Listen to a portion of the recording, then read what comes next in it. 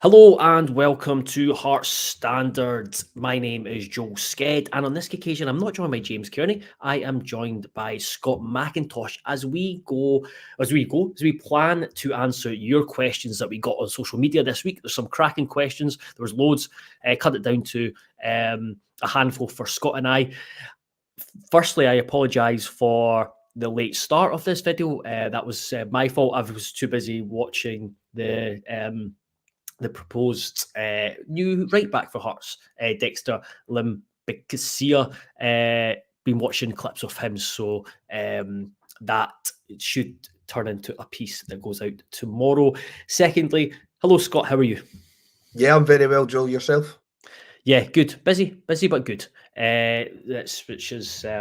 Which is good because it means that Hearts have signed or are planning to sign a right back, which has been the priority. But I'm sure we will talk about that. I think one of the questions is around that. Let's see where I've got the questions up. Yeah, how many signings needed in January? So yeah, we'll tackle that later on. Let's get straight into it. Unfortunately, I apologise to those listening. I have not noted down which question was from who. So thank you anyway to everyone that sent in a question. But the first one is, what would you like to see us do tactically under Steven Naismith medium to long term? And what positions would need to be improved for this to work? So I think we can agree that with the personnel that we've got, specifically defensively, I think moving forward, the back three is going to be, what we're going to look to sort of ploughing ahead with, and I think the evidence is there to suggest that that's probably what we should be doing.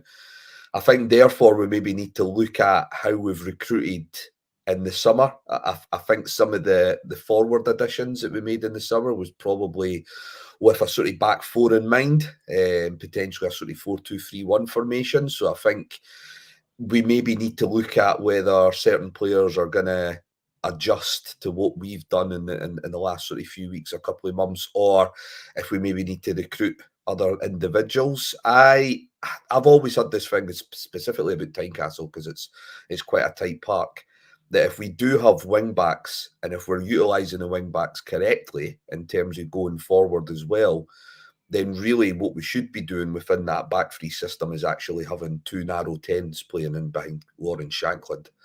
So for me, that's what I'd quite like to see us do, is try and find individuals who fit that system, and players who can play in those sort of free roles. There's potentially players already at the club that can play in those pockets of space. Lowry, Grant, Mackay, probably the best examples of that.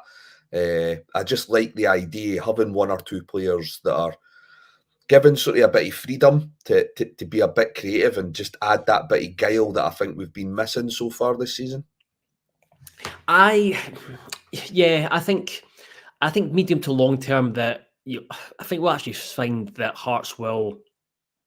I think Naismith will look to have even more flexibility. He's shown his flexibility within games, more so within games than game to game. Because at the start of the first half of the season, it was back four. Second half, it's going to be in the back three. I think that medium to long term, I think you'll see it change between a back four and back three more often than it has from starting games, just with the way that.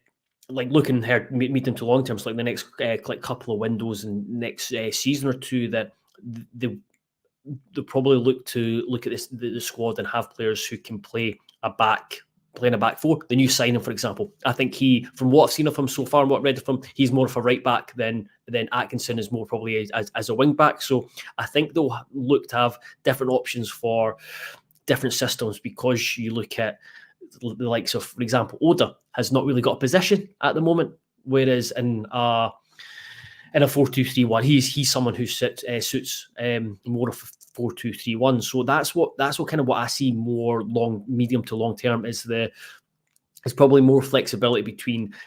You turn up to games now and there's going to be changes, because that's the way Steven Naismith operates. But at the moment, you expect, right, it's going to be changes, but within a back three. I think you could come up medium to long term, go up to Tynecastle, and I'm not sure if we're going to be playing a back four or back three today, which, I mean, people can argue with you want consistency through the lineup, but also it keeps opposition guessing. And again, more time spent on the training ground, the more flexibility the players will be used to, and there is flexibility within the system. So that's how I see it within. Going back to your the 2 10s behind Shankland, my only issue there is pace in the final third. For example, if you've got 2 wing backs and then Shankland attack, and then you're playing, for example, let's say Lowry and Mackay behind, I just think that leaves you a wee bit short of that explosive pace that maybe Vargas probably the biggest one that could offer Hearts in attack. Yeah, no, I think that's a fair point. I think that's maybe when recruitment needs to have a say as well. You know, if we were to go down that route, I think we probably would need to sort of recruit players with a bit of pace and a bit of drive as well in those areas. But in terms of what we've got available just now, they would probably be the best examples. I think you're right, though. I think it would be good to have a bit of flexibility between the 3 and the 4. I think it all just boils down to having the right personnel. You take the sort of left centre half sort of position, and I look at Kingsley and I look at Rolls, and I just think in a 4, I'm not as comfortable with him playing left side in a 4 as I'm in a 3. So again, it brings up sort of issues there. Again, fine with Atkinson in a 3. In a 4, not so much. So again, you know, if they want to change it, there's going to need to be changes in terms of sort of personnel as well. But with so many players being out of contract at the end of the season, there's a possibility for a bit of movement in those areas as well. And you look at the fact that you look at Cochrane and Kingsley. Cochrane and Rolls is your two of the biggest assets Hearts have. So you're kind of looking long term that. And then ideally, this sounds really bad and negative. Ideally, they won't be here because they've had so much success that we have sold them on, and that's how the club want to operate. And then you have players coming up from the academy or new signs to fill that. So again, I think that's an important part, medium to long term, is that kind of player trading model as well. Moving on to kind of sticking with Naismith. One of the questions was following on from that, has Naismith fully won you over yet? So this is something we've kind of covered on and off, I think, on a few sort of reaction videos to previous results. I think that, and again, just from my own personal point of view, I think that when Steven Naismith was given the job, there was always that risk involved because there was no body of evidence to sort of help support him in those first few weeks when results weren't going our way. So it's very difficult to sort of remain patient or sort of keep the faith, so to speak, if you've got nothing really to fall back on. And that's always the risk when taking someone on that doesn't have that level of experience that you're maybe looking for. I think you can only sort of follow the recent evidence and say that it's not a case that he's winning you over, but it's a case that he's now provided that evidence to say, if we were to go on a run of, say, 3, 4, 5 games without a result now, say maybe sometime in February and March, I think that there'd be more of a case for fans to say, well, we can see what he can achieve. So we now feel a little bit less concerned and a little bit more patient to sort of give him time to sort of turn things around again and sort of get another sort of runny games going. So I think, you know, we're in a better place than where we were back in sort of September and October when we were facing these questions around Naismith and around his future. And hopefully that noise has sort of died down to an extent. But there's always a challenge, isn't there? You know, the challenge goes from getting results to now, you know what it's like as fans, we then start wanting results with a little bit of entertainment thrown in with it as well. So that's the next challenge for him to try and overcome. But he's got a bit of credit in the bank. You know, he's had results at Parkhead. He's had a result at Easter Road recently. So that, along with the sort of cushion of the points gap that we've got in most teams below us, will hopefully give him that chance to maybe try and build on what he's done defensively and try and work on some of these issues we've got in terms of, you know, using the ball a bit better and having a bit more tempo to our play when we're in possession. Yeah, I've just kind of on the last point. I was reading in the Evening News this morning that Naismith spoke to Barry, and that it's like they put a lot of hard work in to give us a foundation and platform to build. So to build, there could be more convincing ones at times. Yes, I think we've had some really good performances. Where did say and looked. Just scrolling down. Yeah, we should aim to dominate most games and constantly have a threat. I think the attacking side of our game has suffered during the work we have done to make sure we are solid further back. And I think that goes kind of back to this. I think the Celtic game, that it was very inconsistent up until that 4-1 defeat. And then it's almost like that was kind of a line in the sand, right? Let's just get almost like back to basics, get our foundation in place, and maybe roll back some of the attacking ideas to give that solid platform, and then build from there again. And then since then, I just think you look across the season, and rather than like talking about job done or everything's perfect or winning over, you should be encouraged by like the progress since there, and like the milestones on the way through, and that the number of clean sheets, the defensive record, the improvement from defending set pieces and crosses, the improvement on winning away from home, and then adding in big wins against the big wins against Hibs and Celtic. That's just all these little things add to, again, that credit in the bank and gives you encouragement for the second half of the season. No, definitely. And I think, there comes a time as well where you've just got to say enough has been said about this. I think we've all kind of talked about this situation to death, and it's a byproduct of having to do reaction videos and having to talk about games for, on a week-to-week basis on podcasts and that you can come across a bit knee-jerk and a bit reactionary. But I do think, he's done enough to say, let's see where we are come May. Let's try and evaluate that. I think there's a plus and a minus side just now. He's done really well to get us to third, but he's now put himself in a situation where if we don't finish third, that then is a massive disappointment given the position of strength that we're in just now. So it's about consolidating what he's done a good job in sort of achieving for us thus far.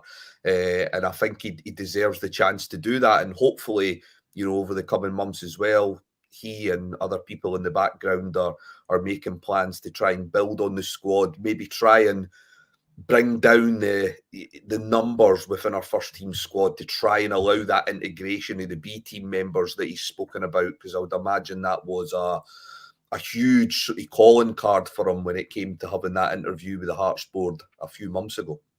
Yeah, absolutely. And I think it's like not finishing third, and there's always like last season, and this sting of last season should hopefully ensure that doesn't happen and they kick on after the break. And that's a big thing for myself, is that you listen to, having like spoken to Naismith a lot. Everything about him is like the bigger picture. He's kind of long term. He's talked about it long term, and I mean, I think it's like just any manager talking about that. They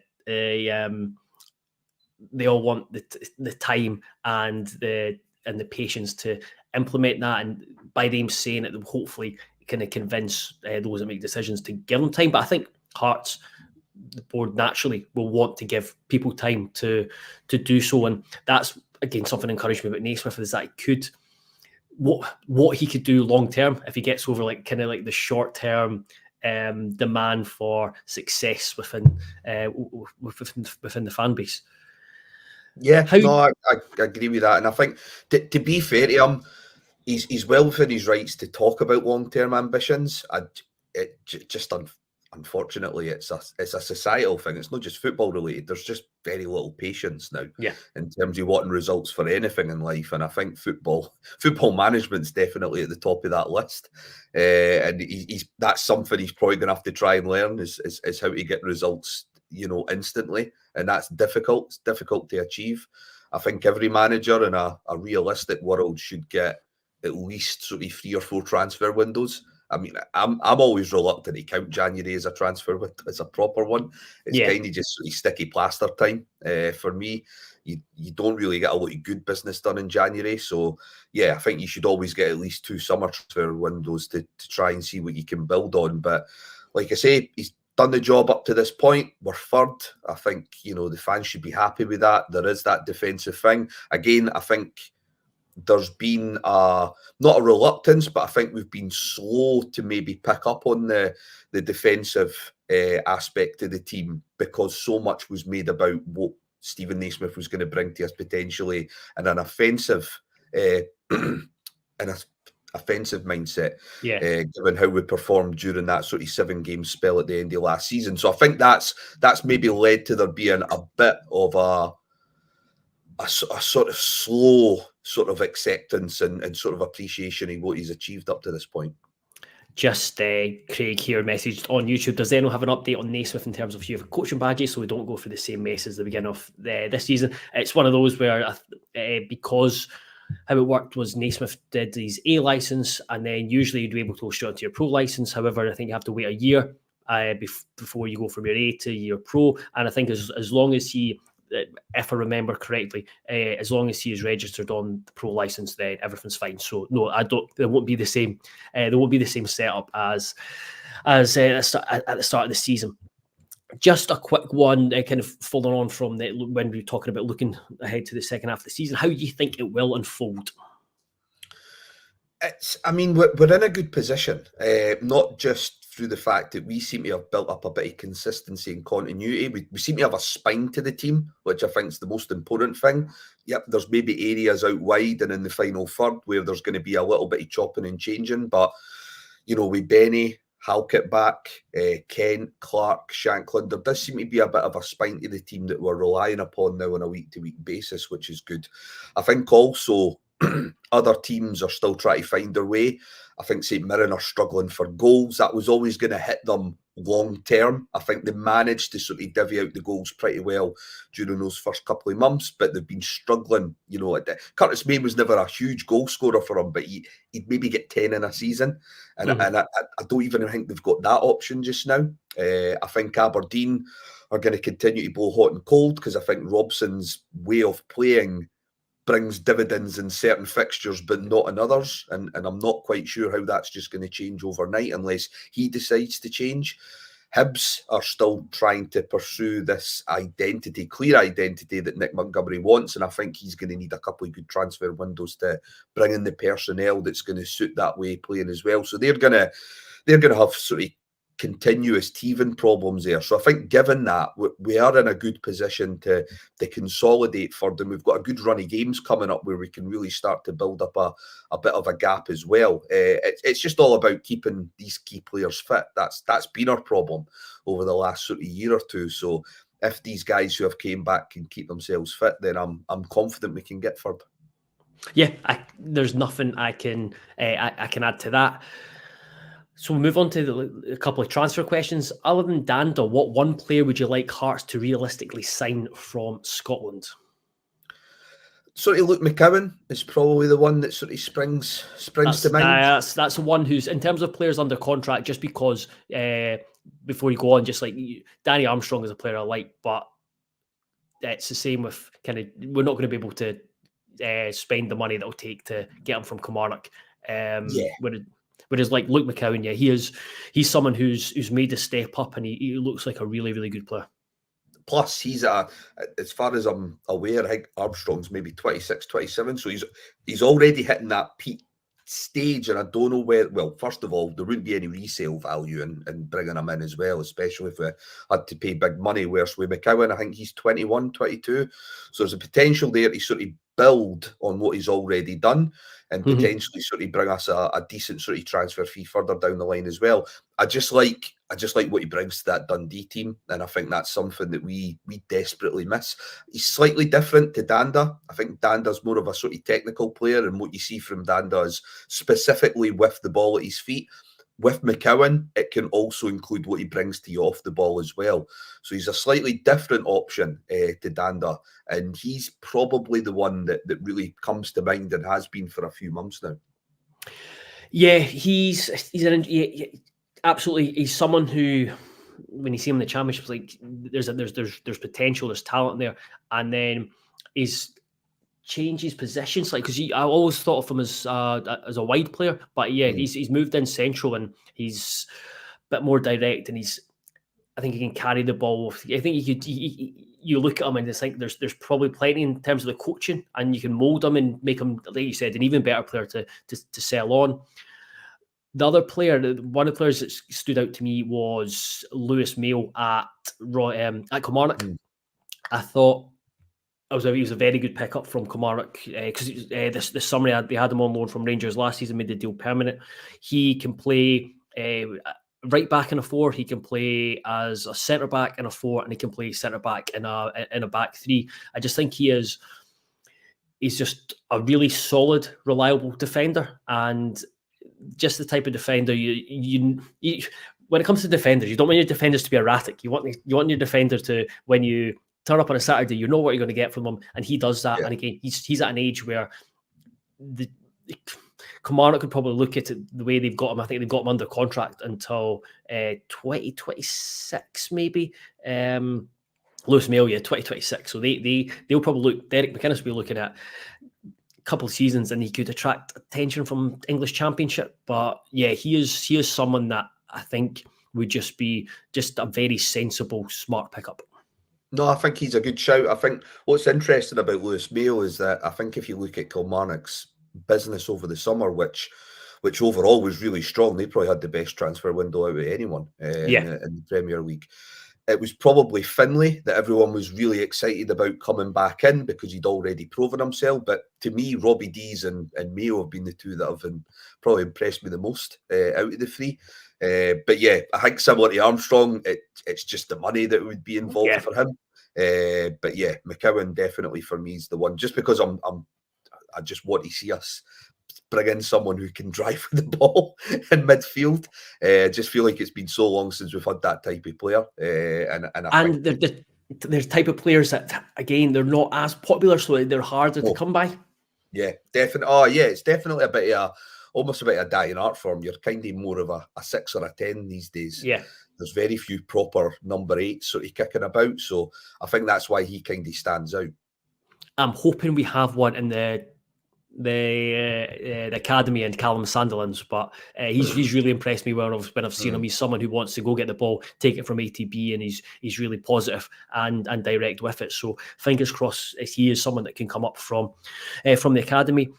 Before we move on to the more fun daft questions, the quick fire ones, how many signings do you think's needed in January? Because obviously there's talk of the right back coming in on loan from Wolves. That's likely to happen, I imagine, and that is the priority position. Do you think do you think there is a need for anything else, or is it would other business kind of be more kind of cosmetic or in an ideal situation? Yeah, I don't think there's an immediate need. You know, naturally, if someone became available that represents an improvement on what we already have, then by all means go in and sign them. If Danda, if it became more of an issue about a nominal fee rather than paying, over 6 figures for him, then naturally he could be someone that they might end up bringing in as well. But I think in terms of what we need as a necessity, that sort of right back, right wing back for cover for Atkinson is definitely what was required. I think having Boyce coming back will give us another option up top again. Vargas, unfortunately for him, was just coming into a bit of form just before the winter break, but hopefully that can continue.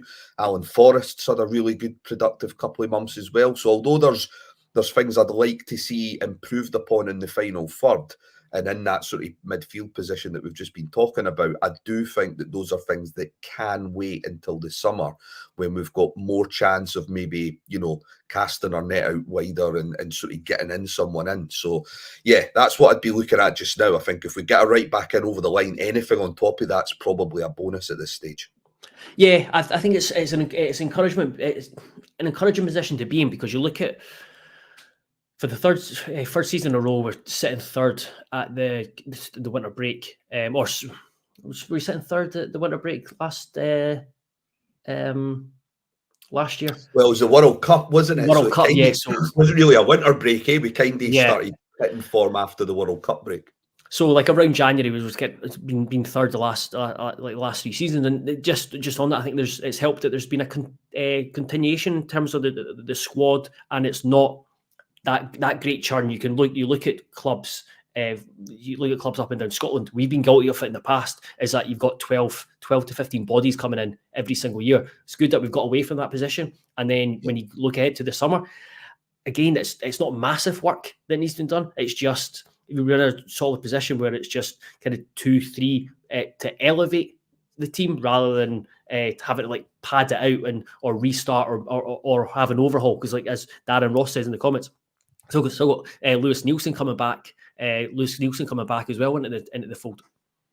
Yeah, we talked about that a little bit when we were doing the Scarce podcast earlier in the week, and we were sort of doing a bit of a squad assessment. And I think for me, there's plenty of individuals that have merit for me, but I think there's potential to say that there's some individuals that I don't know have overly convinced Naismith. I think Toby Sibbick's probably the best example of that, which is why I kind of feel that Lewis Nielsen coming in probably just makes his position at the club even more untenable. I just think that, if somebody came in with even a low six-figure fee for Civic, I think he would probably be allowed to leave. So there is some individuals that may leave that might surprise some, but again, that doesn't necessarily mean that we need to replace them like for like. It just means that it opens up space for some of these B team guys to come in.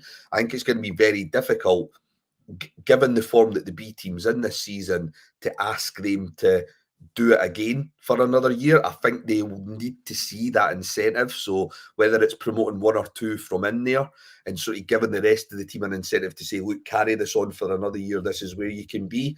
I think we've got to make sure that those gaps and those positions are there, because just now they're not to a large extent, especially in certain areas of the park. It'd be very difficult for some of these guys to get a sort of look in. So yeah, it could be that maybe there won't be much churn, but there might be one or two sort of leaving to allow space to try and integrate some of these younger players.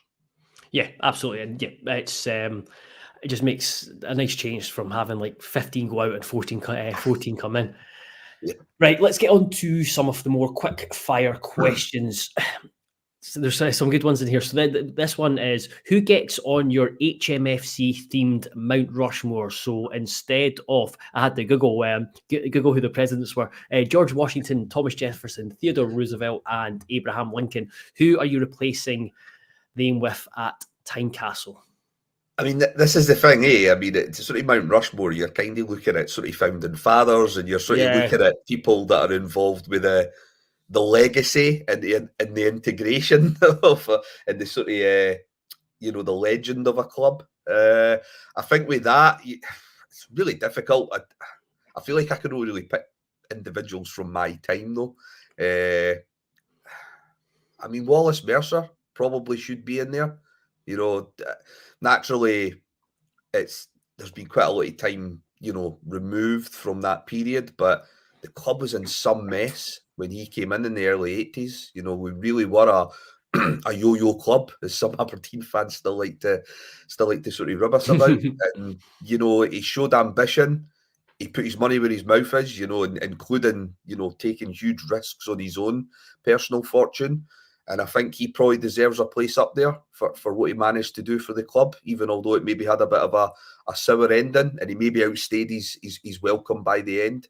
I think the impact he had on the club in the 80s should never be underestimated. I think John Robertson needs to be in there because he's a sort of present day living legend. He's someone who managed to, smash records and still have records to this day that you probably won't see surpassed in current culture of football. So I think he deserves a place in there as well. Yeah. I think Jim Jeffries probably deserves to be in there for winning us that cup and probably bringing a bit of a change in culture as well. I think up until he came in, the club again was going back into maybe potentially going into that yo-yo status. He came in, he brought in his own ideas. He created a really good side. and that was done over a sort of 2-3 year period as well. Eventually won us the cup, and I think he deserves his place in there as well. And the fourth, I mean, I don't know. Difficult. I kind of looked down, like, do you include someone from who helped found the club? Do you look at maybe McRae's battalion, but then you couldn't just choose one and not have I know. not have the rest. And then you've got guys who like kind of Tommy Walker and Dave Mackay who just like, but before our time, so it's hard to kind of not justify them because they were so successful, but without you're kind of just taking what you've been told or what you've read about. I would just if it was my choice, it would be Mauricio Pinilla, Takis Phesis, Anthony Niemi, and Neil McFarlane. That's fine. I'm not going to argue with that. I suppose maybe Rudy could maybe get a place up there. Oh yeah, of course. In terms of something, that would be universally sort of something that everyone would love. So if maybe Scatchel would maybe be my fourth one, but it's really difficult. I'm like you. I did initially start thinking, who's been my favourite players? Like, they don't necessarily have to have been the best, just who's been my favourite players. And then I tried to look at it from that other standpoint, his sort of legacy and what they've done for the club as well. Moving on to, so we'll do these quickly. Would there be a spot for Neil McFarlane, speaking of him, in this Hearts team? Probably not, because we're probably overly blessed for those types of players. Nothing against Neil McFarlane, who was a very, very good servant. And if you think about, when he signed that summer, he was very much the unknown quantity. People were sort of saying, well, we know what Kevin Twaddle's about. After a couple of games, they certainly knew what De Vries and Valwa could offer us. But for what I remember, McFarlane was injured for the first few months. So I think it wasn't even until around sort of Christmas, New Year of that first season before he started getting a game, because he'd had obviously a list of injuries prior to coming into Hearts. He came in on an amateur contract, I'm sure it was, because of injury at Airdrie Onions or the Airdrie. And he became such an integral part. Scott Severin left the club after a year or two, so that was one of the central midfielders. Phil Stamp was not overly relied upon all the time for sort of fitness reasons, and McFarlane became a bit of a mainstay in there for sort of 2 or 3 years. But I just think we're so blessed with those types of options just now that unless he'd added a couple of bits to his skill set, then I don't know really what else he can bring to this current setup. If Benny moves, bring him back. So from Neil McFarlane to David Abua. How would you fit David Abua into the current Hearts squad, and how many goals would he get? Easily 10 plus, in my opinion.